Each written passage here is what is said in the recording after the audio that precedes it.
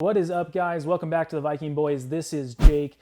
If you're looking to add rental properties to your portfolio, this video is for you. I'm going to go over how Luke and I have added 20 rental units to our portfolio in the last 11 months.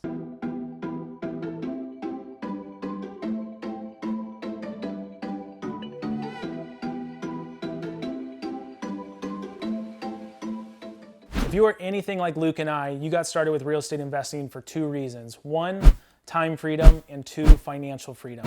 How we plan to achieve that is through long-term rental properties. We don't want to work till we're 80 years old in some job you don't like or chasing that next deal after that next deal. If that is you, you're going to want to tune in. Luke and I are going to be starting an entire series strictly on rental properties. We're going to be covering all sorts of income-producing properties, condos, single families, small multifamily, Airbnbs, even bigger multifamily, in our opinion on every single one of those. Guys, I'll start by saying there are many different opinions on when it comes to building a rental portfolio.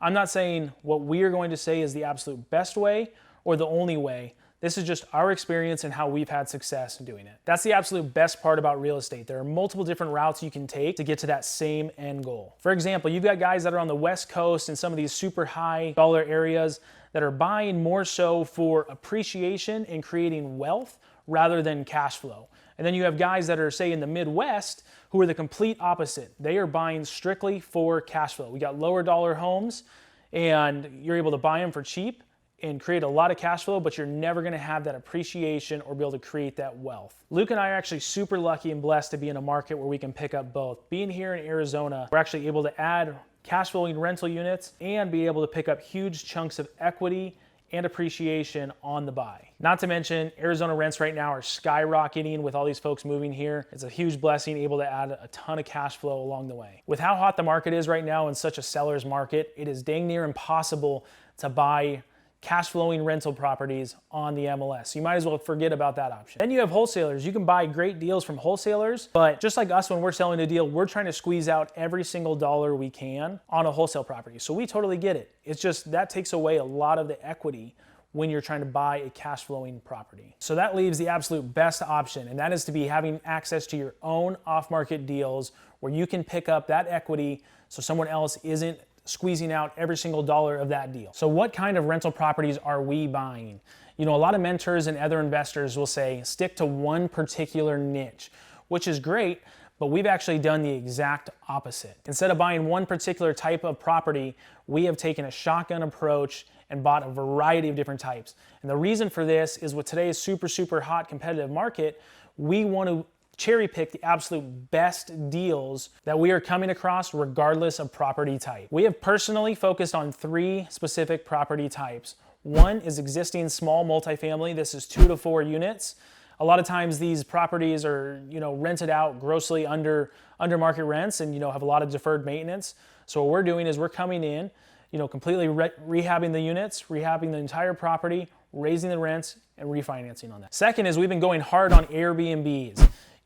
On a single family house or a townhouse, you're able to get way higher cash flow if you're to Airbnb a property rather than just a single long-term tenant. The third type of property that we have been diving into, and this has actually been the scariest of them all, is we have started new construction of small multifamily to keep long-term.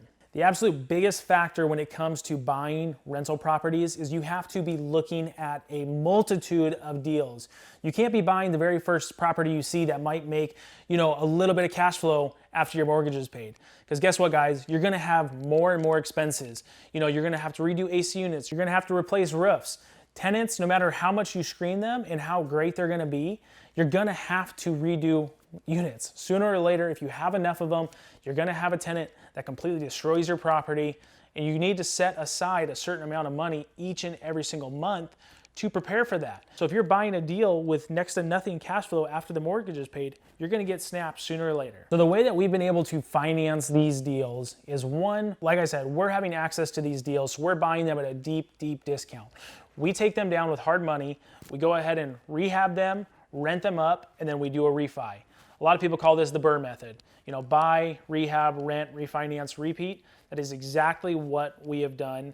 And we've, been able to buy a lot of cash flowing units for next to nothing out of pocket after you're all refinanced. At the end of the day, guys, if you are wholesaling and flipping and you have access to deals and you're not cherry picking the absolute best deals to keep long term, you are missing out. You know, in 2, 3, 4 years, you're gonna look back and wish you would have. No one wants to be chasing that next deal after next deal, but guys, if you don't start taking down these rental properties, that is exactly what you're gonna do. Guys, be sure to like and subscribe. Till next time, we'll see you soon.